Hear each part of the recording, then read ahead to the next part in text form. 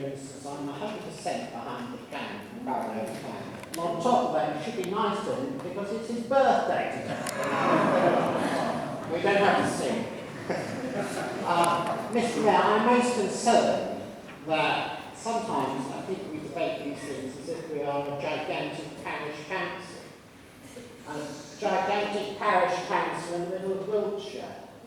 We happen to be in one of the major dynamic economic regions of the entire world, and we cannot escape our responsibilities for that. We have we put on 11,000 people in the past 10 years. If the plan goes ahead, we'll be putting on another 25 to 30,000 people. If and when Heathrow is expanded, there'll be another 5,000 people. Where are these people going to work? I want to talk about jobs, because there's a big gap in this plan, which is inadequate. It is not reflecting the importance of this borough in terms of the economy. And in fact, Mr. Mayor, we're actually going backwards, because we're taking out employment land in this plan. We're taking land away at Bournemouth Valley, Reform Road, Grove Park, so we'll be having less land. Now, there's some magical idea that in the future, everyone will work like a cottage industry in Temple with their super broadband, if they're lucky. This is just some economics, could you look in the area? There's loads of statistics and work, it's not in this plan. In fact, there was more land put into the plan in Regulation 18, which mysteriously has been taken out in Regulation 19, so we have even less land available. This is extremely important. We don't have jobs where people don't go. We do not want to become a dormitory town in Windsor or in Maidenhead. Jobs are just as important as the schools and the medical centres and all the rest of it. There is a gap there. And I sincerely hope, Mr. Mayor, that if we don't have the opportunity of putting back in land now for jobs, then we will have the opportunity when the inspector comes, in case he or she finds it outside. Thank you.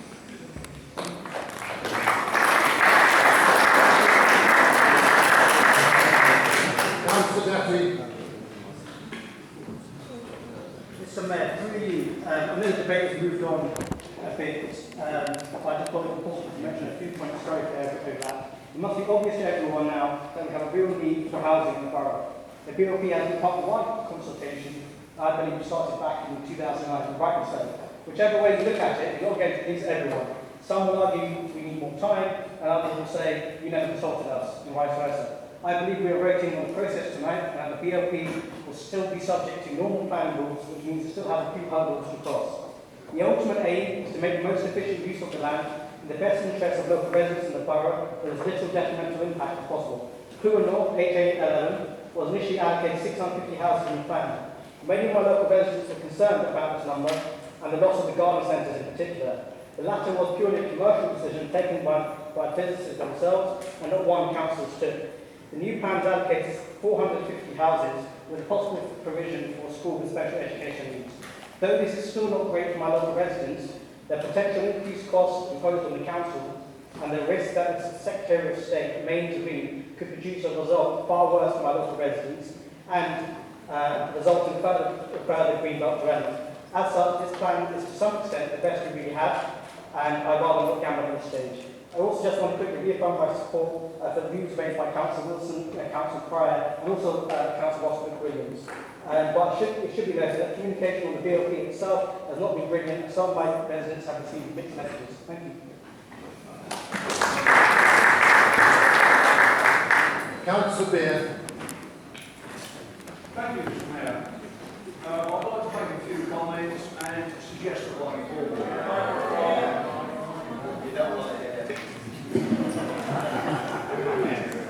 First of all, I was an active member of the local plan working group, and most of the things I, in fact, agreed with.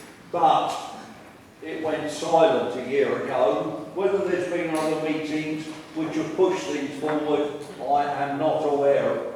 I haven't been involved in.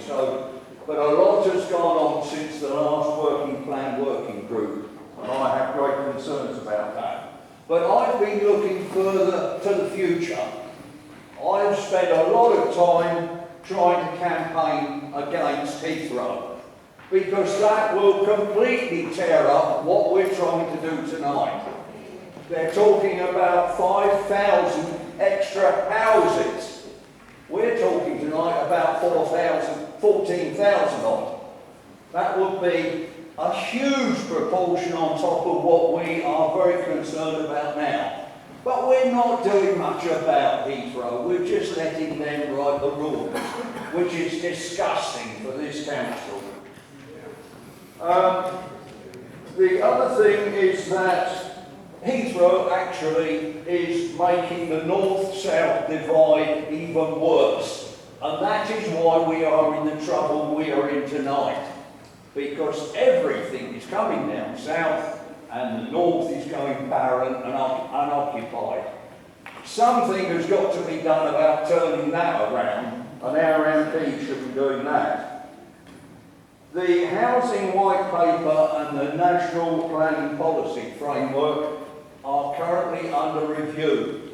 And in view of the pressure on housing, it's very likely that they will open the gates further. So we've got to make a decision tonight. A couple of quick points before my proposed amendments. The triangle site omission is a disaster because the actual planning policy on employment says that it will have to be reviewed, which is a concession to the fact we haven't done it yet. Affordable housing requirement is an enormous thing which has not been addressed. The local plan assessed need is 434 units per annum.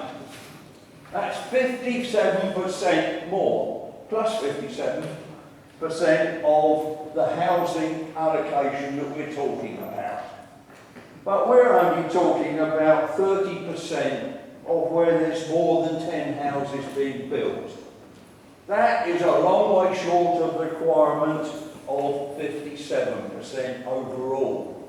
And if we don't get a grip of that, I'm sure we will fail.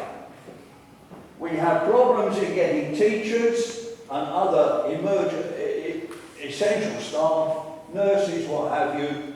We've got to get something basic on the ground, not purchase. Those people cannot afford 80% of the market value.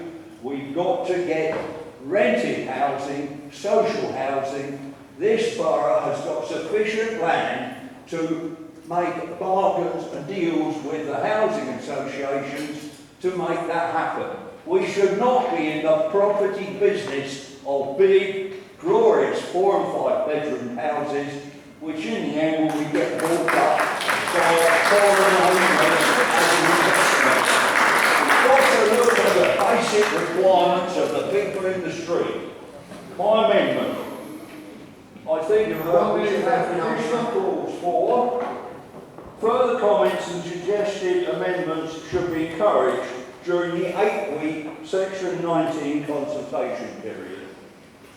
Adequate resources should be provided to promptly fully list responses on the website and schedule them with recommended actions in line with government community consultation policy. We have not done that. There's a list, if you investigate the website, which tells you some of the observations which are made, but what happened to them, nowhere can you find out who decided and how they decided. That should have been done by the local plan working group.